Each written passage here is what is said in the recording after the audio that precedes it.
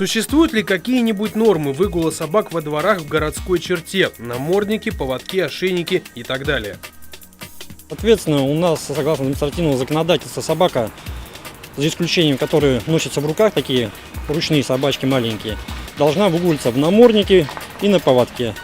Обязательно с хозяином. И поводок должен обычно не больше, не более метра. Если собака бойцовская, там овчарка, у них такая. Если вы увидели собаку без намордника или без поводка с хозяином, обращайтесь с домашнего телефона 02 или сотового 020 в отдел полиции, сообщайте данную информацию, где вы заметили, какую собаку, какой породы и в какую сторону они направились, чтобы можно было возможность найти этого хозяина, соответственно. Владельцу собаки за данное нарушение, за выгул без намордника и без поводка, также будет грозить административный штраф согласно административному законодательству.